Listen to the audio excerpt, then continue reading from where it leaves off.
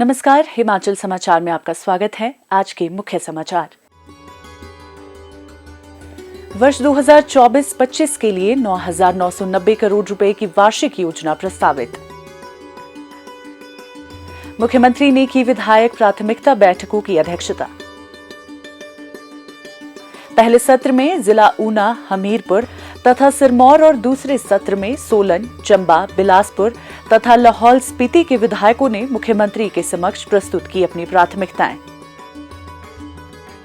मुख्यमंत्री ने कहा, भ्रष्टाचार पर नकेल कसने के लिए नया कानून बनाने पर विचार। प्रदेश सरकार उच्च स्तरीय स्वास्थ्य देखभाल, बुनियादी ढांचे की स्थापना और स्वास्थ्य सेवाओं को सस्ती दरों पर आम जनमानस को उपलब्ध करवाने के लिए प्रयासरत। और अब समाचार विस्तार से। मुख्यमंत्री ठाकुर सुखविंदर सिंह सुक्खू ने आज शिमला में वर्ष 2024-25 के लिए विधायकों की प्राथमिकताएं निर्धारित करने के लिए आयोजित बैठक की अध्यक्षता की। प्रथम दिन के पहले सत्र में जिला ऊना, हमीरपुर तथा सिरमौर के विधायकों की प्राथमिकताओं पर चर्चा की गई। मुख्यमंत्री ने कहा कि सरकार द्वारा वार्षिक योजना 2024-25 का आकार 9,989 करोड़ 49 लाख रुपए प्रस्तावित किया गया है। ठाकुर सुखविंदर सिंह सुक्खू ने कहा कि प्रदेश सरकार आगामी 4 वर्षों में हिमाचल को आत्मनिर्भर तथा 10 वर्षों में देश के सबसे समृद्ध राज्यों में शामिल करने के लक्ष्य के साथ कार्य कर रही है। इस बैठक में होने वाली चर्चा से हमें प्रदेश में विकास की दिशा तय करने के लिए बहुमूल्य सुझाव प्राप्त होंगे। वर्तमान सरकार प्रदेश के सभी क्षेत्रों तथा समाज के सभी वर्गों के तीव्र एवं संतुलित विकास के लिए प्रतिबद्ध है। उन्होंने कहा कि इस उद्देश्य से कांग्रेस पार्टी के घोषणा पत्र को राज्य सरकार ने नीतिगत दस्तावेज के रूप में अपनाया है तथा इसके प्रभावी कार्यान्वयन के लिए दृढ़ता से कार्य कर रही है। हमारी सरकार ने वार्षिक योजना के 2024-25 के आधार को रुपया 9,989.49 करोड़ प्रस्तावित किए हैं। हाल ही में वर्ल्ड बैंक के साथ 2,000 करोड़ की लागत का समझौता हस्ताक्षर किया गया है, जिसमें हिमाचल में जल विद्युत नवीकरणीय ऊर्जा विकास कार्यक्रम के तहत अगले 5 वर्षों में कार्य किया जाएगा। वर्ष 2023-24 के दौरान नाबार्ड से 918.81 करोड़ रुपए की, जिसमें लोक निर्माण विभाग की 62 एवं जल शक्ति विभाग की 93 विधायक प्राथमिकताएं स्वीकृत करवाई जा चुकी है। मार्च माह तक नाबार्ड से और अधिक विधायक प्राथमिकताओं की स्वीकृति करवाने के लिए प्रदेश सरकार प्रयासरत है। माननीय विधायकों की प्राथमिकता को सामान्यतः नाबार्ड संचालित RIDF कार्यक्रम से फाइनेंस किया जाता है। केंद्रीय प्रायोजित योजनाओं का अधिक से अधिक लाभ उठाने के उद्देश्य से प्रदेश सरकार द्वारा माननीय विधायकों की प्राथमिकता को सर्वप्रथम केंद्रीय प्रायोजित योजनाओं के अंतर्गत वित्त पोषण करने का प्रयास किया जाता है। मैं पुनः दोहराना चाहता हूं कि वर्तमान राज्य सरकार व्यवस्था परिवर्तन पर केंद्रित है और इस संबंध में 1 वर्ष में हमारी सरकार ने हिमाचल को आत्मनिर्भर बनाने की मजबूत नींव रखी है। वर्ष 2027 तक हिमाचल आत्मनिर्भर राज्य का एक आदर्श बन जाएगा। अगले वित्तीय वर्ष आने वाले समय में सरकार आम आदमी, किसानों और युवाओं से जुड़ी योजनाएं लाएगी। उन्होंने लोक निर्माण विभाग एवं जल शक्ति विभाग के अधिकारियों को भी निर्देश दिए कि नाबार्ड के तहत वित्तीय वर्ष 2023-24 के लिए बजट परिव्यय का पूर्ण उपयोग करें और नाबार्ड कार्यालय में प्रतिपूर्ति दावे 15 मार्च 2024 से पहले जमा करें। मुख्यमंत्री ने प्रशासनिक सचिवों, विभागाध्यक्षों तथा अधिकारियों को निर्देश दिए कि वे विधायकों द्वारा उठाई गई समस्या एवं शिकायतों को निपटाने में किसी प्रकार की कोताही न बरतें तथा उनके बहुमूल्य सुझावों को उचित अधिमान दें। उन्होंने अधिकारियों को निर्देश दिए कि विधायकों द्वारा दी गई योजनाओं की विस्तृत परियोजना रिपोर्ट के बनने में होने वाले विलंब को कम करने के लिए FCA, FRA तथा गिफ्ट डीड आदि औपचारिकताओं का समयबद्ध निराकरण करें। उन्होंने कहा कि संबंधित विभाग और उपायुक्त भी अपने स्तर पर हर माह प्राथमिकताओं की समीक्षा करें और इसकी रिपोर्ट सरकार को भेजी जाए।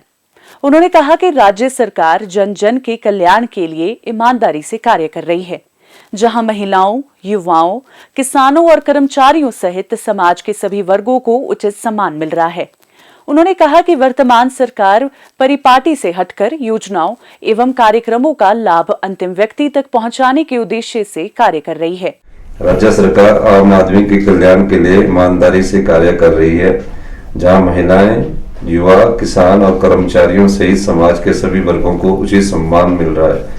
व्यवस्था परिवर्तन के 1 साल के दौरान आम जन के उज्जवल भविष्य के लिए कई ऐतिहासिक फैसले लिए हैं।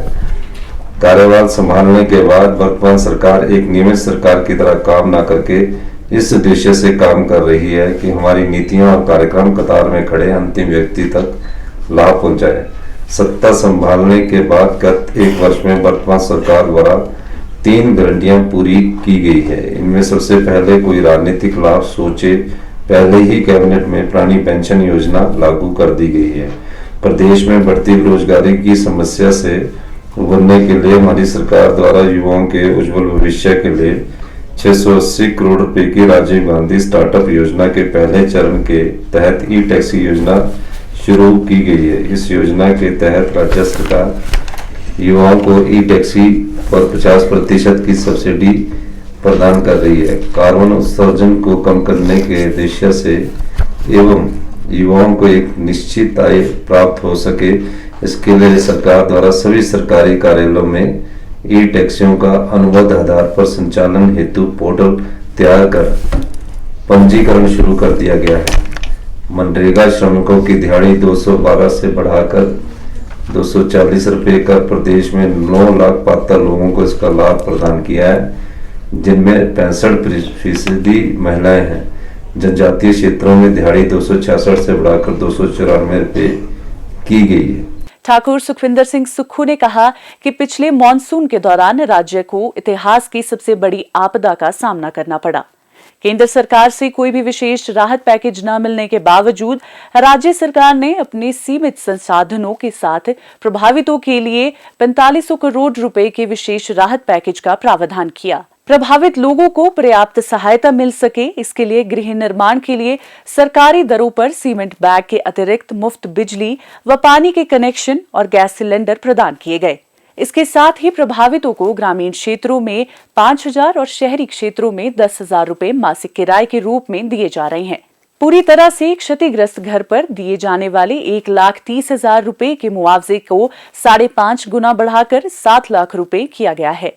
घर को आंशिक नुकसान होने पर भी मुआवजा राशि को बढ़ाकर 1 लाख रुपए किया गया है। दूसरे सत्र में सोलन, चंबा, बिलासपुर तथा लाहौल स्पीति के विधायकों की बैठक की अध्यक्षता करते हुए मुख्यमंत्री ने कहा कि वर्तमान कांग्रेस सरकार प्रदेश के लोगों को स्वच्छ, पारदर्शी एवं उत्तरदायी प्रशासन प्रदान करने के लिए वचनबद्ध है तथा भ्रष्टाचार के प्रति शून्य सहनशीलता की नीति अपना रही है। उन्होंने कहा कि सरकार सरकारी तंत्र में पारदर्शिता लाने और भ्रष्टाचार पर नकेल कसने के लिए एक कानून लाने पर विचार कर रही है। उन्होंने कहा कि जनता की शिकायतों को प्रभावी ढंग से सुलझाने एवं कुशल प्रशासन प्रदान करने के लिए हमारी सरकार तत्पर है तथा व्यवस्था परिवर्तन के जरिए सभी लक्ष्य प्राप्त किए जा रहे हैं।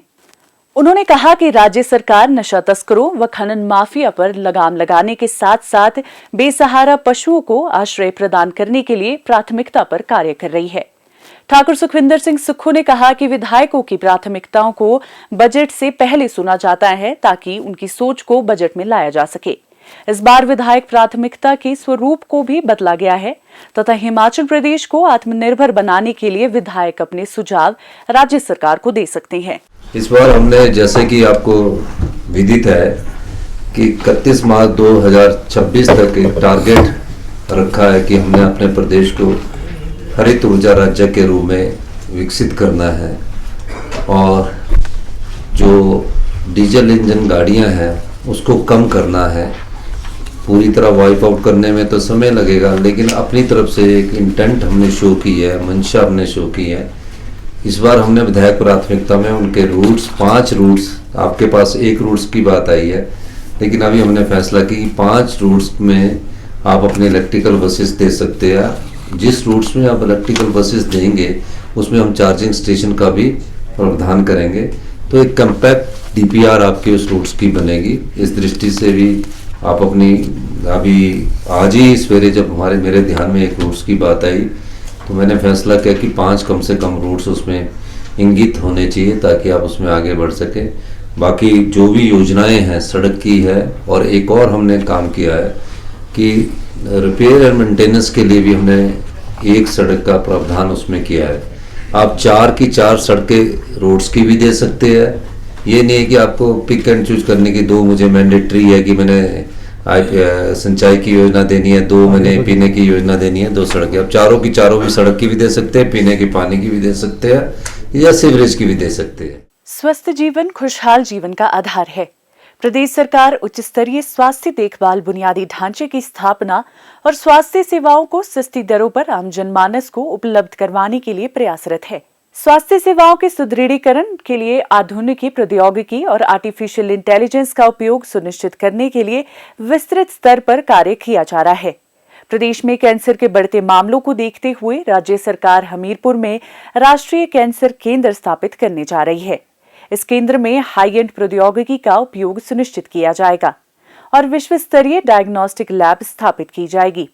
प्रदेश के 56 अस्पतालों में स्वास्थ्य सूचना प्रबंधन प्रणाली शुरू की जा रही है। इससे चिकित्सकों को रोगियों का संपूर्ण चिकित्सा विवरण उपलब्ध हो सकेगा। रोगियों को पर्ची और अन्य मेडिकल टेस्ट संबंधी दस्तावेज या उनकी फोटोकॉपी साथ ले जाने की आवश्यकता नहीं रहेगी, जिससे उन्हें निर्बाध चिकित्सा सुविधा उपलब्ध होगी। राज्य में डिजिटल स्वास्थ्य कार्ड बनाने का लक्ष्य भी जल्द पूरा कर लिया जाएगा। प्रदेश सरकार ग्रामीण और दुर्गम क्षेत्रों में लोगों को बेहतर स्वास्थ्य सुविधाएं प्रदान करने के लिए प्राथमिक और सामुदायिक स्वास्थ्य केंद्रों को सुदृढ़ कर रही है। रोगी वाहनों, 108 एम्बुलेंस सेवा, संस्थागत प्रसव, आपातकालीन सेवाओं की दवाइयों के स्टॉक जैसी बुनियादी सुविधाओं को प्राथमिकता के आधार पर मुहैया करवाया जा रहा है। लोगों को उपचार के लिए प्रदेश से बाहर न जाना पड़े, इसके लिए सरकार Indira Gandhi medical college Shimla, super speciality hospital Chamiyana, doctor Rajendra Prasad medical college Tanda तथा नाहन, चंबा, हमीरपुर व नीरचौक कॉलेजों में यूरोलॉजी, सामान्य शल्य चिकित्सा, गायनोकोलॉजी जैसे प्रमुख विभागों में चरणबद्ध तरीके से शुरू की जा रही है। प्रत्येक विधानसभा क्षेत्र में एक स्वास्थ्य संस्थान को आदर्श स्वास्थ्य संस्थान के रूप में विकसित किया जा रहा है। इन संस्थानों में विशेषज्ञ चिकित्सकों व अन्य पैरामेडिकल स्टाफ की तैनाती सुनिश्चित की जा रही है। इन संस्थानों में विभिन्न प्रकार की चिकित्सा जांच सुविधाओं के साथ MRI, CT स्कैन, अल्ट्रासाउंड जैसी आधुनिक सुविधाएं उपलब्ध करवाई जा रही हैं। सरकार के इन प्रयासों के फलस्वरूप लोगों को घर द्वार के निकट ही स्वास्थ्य सेवाएं उपलब्ध हो रही हैं, जिससे उनके समय और संसाधनों की बचत हो रही है। हिमाचल समाचार देखने के लिए सब्सक्राइब करें यूट्यूब चैनल हिमाचल समाचार, फॉलो करें x@DPRHP, लाइक करें Facebook page information and public relations department Himachal Pradesh, follow करें इंस्टाग्राम @DIPR हिमाचल, विजिट करें वेबसाइट www.himachalpr.gov.in। इस अंक में इतना ही। कल फिर होगी मुलाकात। दीजिए इजाजत। नमस्कार।